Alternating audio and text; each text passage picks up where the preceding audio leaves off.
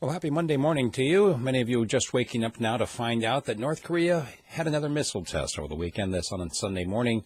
It actually flew further than most of their other missile tests, and Japan says this may be a new type of missile that they're testing this time. The United States saying it's not consistent with an intercontinental ballistic missile.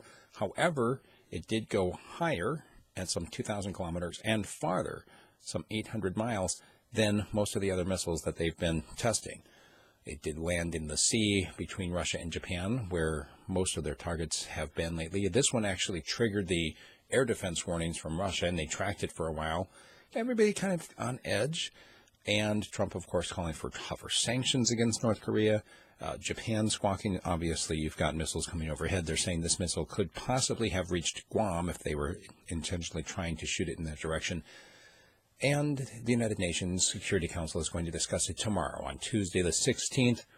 So, way to ramp up the tensions, everybody. Yay. The Ivory Coast launched a military operation to quash a mutiny. The mutiny itself began on Friday. A number of soldiers that were due something, whether it was a bonus or back pay or what it was, I'm not exactly sure. But it was something that they were promised that they didn't get, that the government itself in Ivory Coast is having a hard time paying because they're in such turmoil. So these soldiers had a bit of a mutiny, and other soldiers were sent in to put it down. Does that sound familiar? Ring any bells? Anybody remember that march in Washington, D.C. back after World War I? Same thing. These soldiers were promised something that they didn't get, and then other active duty soldiers sent in to disperse it.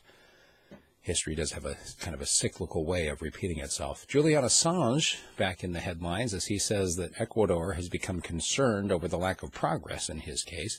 As you may recall, back in 2010, there was an accusation against Assange out of Sweden saying that he had committed some kind of sexual assault. He denied it, and yet he feared being extradited to Sweden because Sweden would in turn send him straight to the United States to face charges of espionage for having leaked out these documents that show what conceivably could be called war crimes that the United States committed in Afghanistan and Iraq.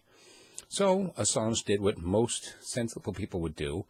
He went someplace where he couldn't be extradited. In this case, being as he's in London, he went to the Ecuadorian embassy. He has now been holed up in that embassy. He does have sanctuary there for the last 5 years.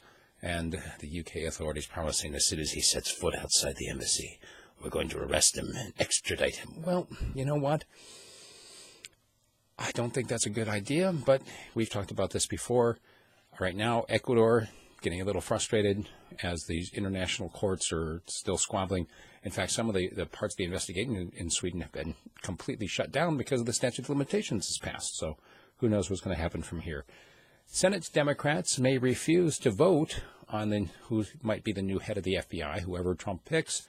Schumer and others saying basically that they need to have an independent investigation into what happened between Russia and the Trump campaign and why it is that Trump would fire the person who was investigating that connection. Meanwhile, as a show of solidarity, they're saying they may refuse to vote at all on whoever Trump picks to be the new head of the FBI to replace Comey. China has pledged $124 billion for a new Silk Road as a champion of globalization. I'm not sure exactly what that means, but it will be the subject of my commentary in reference to the old China Silk Road and this idea of free trade and what it entails between actually having government infrastructure versus simply getting rid of government out of the way. And last story for you. Remember, as always, there are more stories than we have time for. Check out the website, radiofreespeech.com, on how to become a subscriber so you can get 30 to 40 minutes audio delivered directly to your inbox so you can listen on your way to work. Stephen Hawking explaining why people should not be looking for aliens. He is convinced that if we ever make contact with extraterrestrial life, that extraterrestrial life will look at us and basically squash the bugs and take over our planet. So there you have it, a nice cheery thought on this Monday morning. Once again, the website is radiofreespeech.com. Send me an email or give me a call on the studio line. You'll find it posted right there at radiofreespeech.com. Thanks.